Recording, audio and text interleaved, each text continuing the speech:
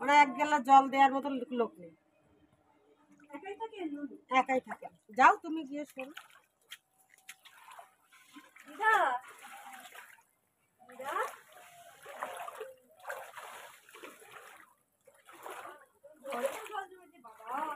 দেখো ঘরের দিকে তাকাও।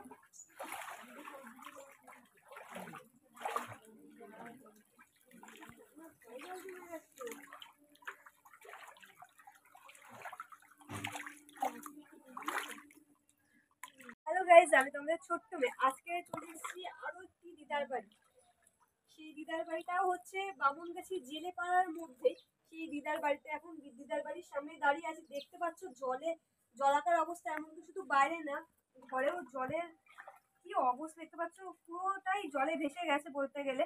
এখন তো বৃষ্টিটা কমেছে কটা দিন, তাতেই এই অবস্থা। তাহলে আরো কটা দিন আগে কেমন অবস্থা ছিল একটু ভেবে দেখবে। এবং এই দিদার কাছে এসেছি, দিদার সম্বন্ধে আমি জানবো।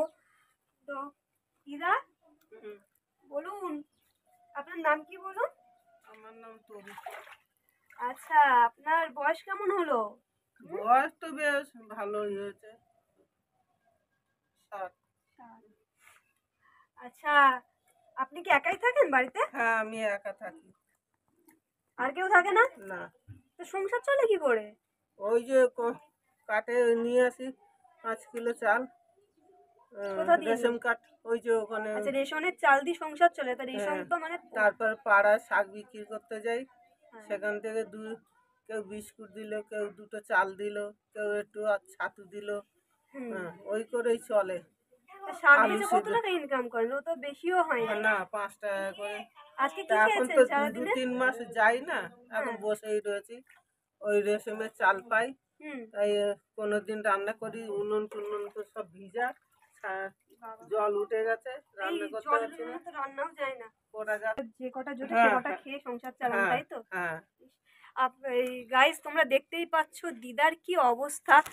একা থাকে বাড়িতে এবং নাকি মাঠ ঘাট দিয়ে শাক তুলে এনে সেই শাক পাড়ায় পাড়ায় বেচতে যায়।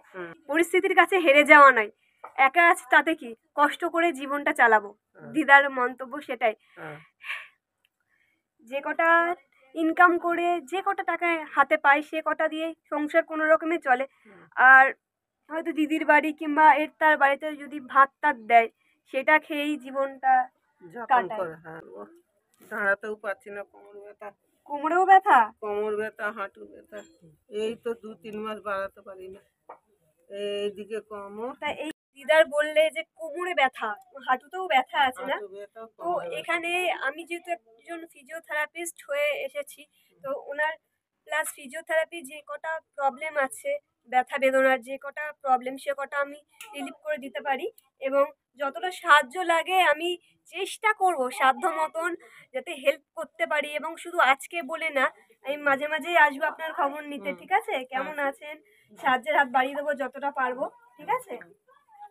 তো দিদার সমস্যা শুনলাম, দিদাকে যতটা পারি আমরা হেল্প করার চেষ্টা করবো। এবং বিকেলে আপনার কাছে আসছি, ঠিক আছে?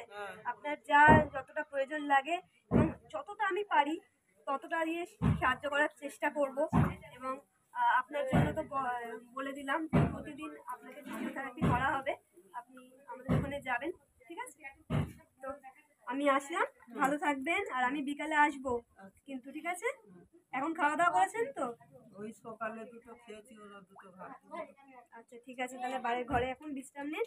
আমরা বিকালে আবার কিন্তু আসবো, ঠিক আছে? আসলাম, ভালো থাকবেন।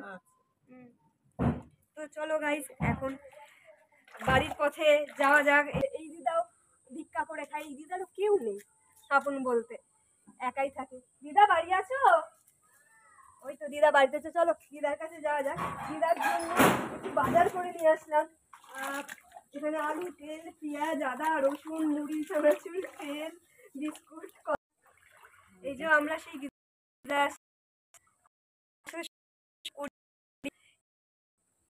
ঘাট ঘাট যা শাক মাখতে যা এবং খাওয়া করে বাড়িতে যা জোটে সেটাই খায়। বা কি হয়তো ভালোবেসে একটু রুটি দিল, বাবা কোনো সত্যি করে দেয়। আবার কোনো দিন হয়তো কোনো বাড়ি দিয়েই জোটে না। ওই চন্দনদের পাড়ায় এক বাড়িতে রুটি দেয় সকালে, এক বাড়ি ওইদিকে বলাকার ওদিকে এক বাড়ি প্রসাদ দেয়, গোপালের প্রসাদ। কেউ বাড়ি ছাতু দেয়। আবার কোনো দিন হয়তো কোনো বাড়ি দিয়ে জুটলো না, তখন না খেয়ে সারাদিন না পাউরুটি কিনে খাই, জল খাই, চিড়া ভাজা খাই। শুধু শুকনো পাউরুটি দিয়ে সারাদিন সারা দুপুরটা নিবারণ করে দিচ্ছে খিদে। তো কথা বলে পুরানো আপনার জন্য দেখুন বাজার করে এনেছি কিন্তু দিদা। হ্যাঁ চল গোপাল, কোথায় গোপাল? খেতে দিয়ে। গোপালটা কে দিয়েছে আপনাকে? আমি কিনেছি, শাক বিক্রি করে। শাক বিক্রি করে গোপাল কিনেছে? বাহ, খেতে দিয়েছি, ওর নাম করছিলাম বসে বসে। বাহ গোপাল, তুমি একটু দিদাটাকে দেখো, ঠিক আছে? দেখে না জল কমতে বলছি, বৃষ্টি বন্ধ করতে বলছি, তাও শোনে না। তাই গোপাল একটু দিদাকে দেখো, ঠিক আছে? পর্যন্ত জল একটুখানি গোপাল, বাহ কি কিউট। ওই সব ঝুড়ির মধ্যে আছে, পরাইনি কিছু। আবার শাক বিক্রি করে কত কিছু করে নিয়েছে, গোপাল করে নিয়েছে। ওই সব বিছনা জামা পত্র সব ভর্তি। এই দেখুন আপনার জন্য কি কি এনেছে,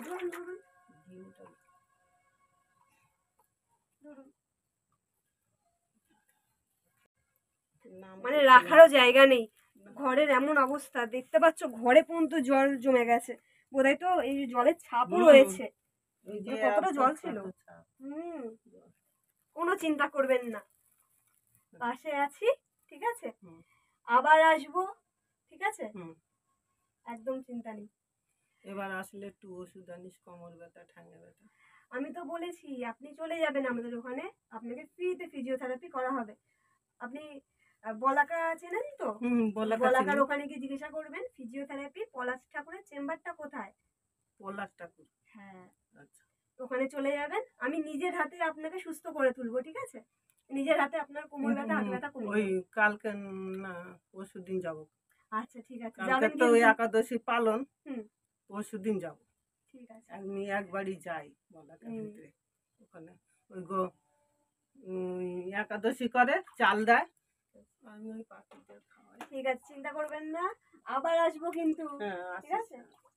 ভালো থাকো বাবা, সুস্থ থাক, ঠাকুর তোরে ভালো রাখুক, দেহখানা একদম আপনি ভালো থাকবেন, ঠিক আছে? চিন্তা করবেন না, আসলাম।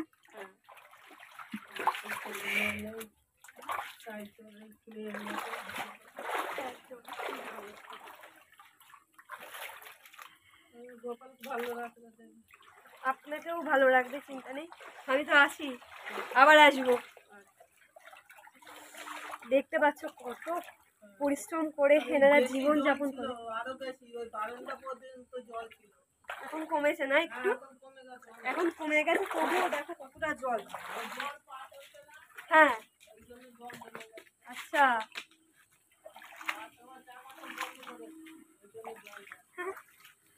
তো বন্ধুরা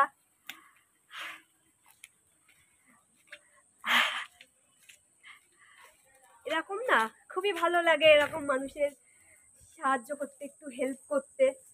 হয়তো অনেক কিছু দিয়ে পারবো না, যতটা পারি ততটা চেষ্টা করলাম। আমি তো জানো ছোট্ট একটা মেয়ে, তোমরাও এইভাবে মানুষের পাশে দাঁড়াও, হাত বাড়িয়ে দাও সাহায্যের, দেখবে তোমাদেরও না ভালো লাগবে, ভিতর দিয়ে একটা খুশি, মানে মানে এইটা যে কতটা আনন্দের, কতটা কি বলবো, এটা তুমিও মানে তোমরাও বুঝতে পারবে, তোমরা কত উপকার করো।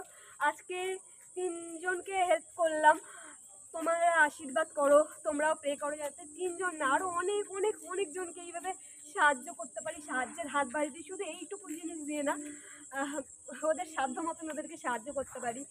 এই দেখো, এমন তো না যে আমরা মানে আমি নিজেও যে খুব মানে উচ্চ বংশের বা ব্যাংক থেকে টাকা তুলবো এদেরকে হেল্প করবো, মানে তেমন পরিস্থিতি নেই, বা খুব হাই ফ্যামিলি দিয়ে বিলং করি এরকম না, খুব গরিব ফ্যামিলি দিয়ে বিলং করি। তো একটা সময় হয়তো আমাদেরও নুন ফ্যান খেয়ে থাকতে হতো, বা স্কুলে যাব টাকা নেই, পাশের বাড়ির দিয়ে 1 টাকা চেয়ে এনে আমাদেরকে দিচ্ছে, সেটা নিয়ে স্কুলে যেতে হয়েছে।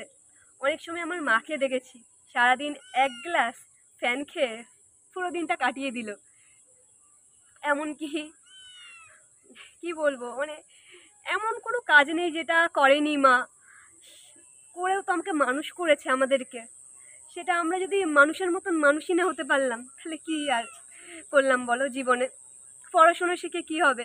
শিক্ষিত হাই হ্যালো এইগুলো, এই শিক্ষিত অন্য ব্যাপার, সেটা কাজের ক্ষেত্রে কাজে লাগবে, কিন্তু মানুষের যদি মানুষের পাশেই না দাঁড়াতে পারলাম, নিজেকে কি বলে একটা মানুষ বলে পরিচয় দেবো বলো তো? তো জানি না কি কতটা করতে পারলাম, বা যাই হোক, আশীর্বাদ করো তোমরাও, এইভাবে আশীর্বাদের হাত বাড়িয়ে দাও আমাদের উপরে। তোমরাও যদি চাও যে এইভাবে মানুষকে হেল্প করবে বা কিছু, আমাকে বলতে পারো কমেন্টে যে না তোমরা ওইভাবে মানুষকে হেল্প করতে চাও কিছু। মানে আমার পক্ষে তো সব দেওয়াটা সম্ভব হয় না, তোমরাও যদি একটু একটু করে হাত বাড়িয়ে দাও তাহলে অনেক সুবিধা হবে। চেষ্টা করব আরও অনেক মানুষের এইভাবে পাশে দাঁড়ানোর যতটা সম্ভব। আজকে সত্যি এতটা খুশি হলো না, পুজোয় জামা হয়নি তাতে আমার একটুও দুঃখ নেই, কিন্তু এই আনন্দটা আমার সত্যি।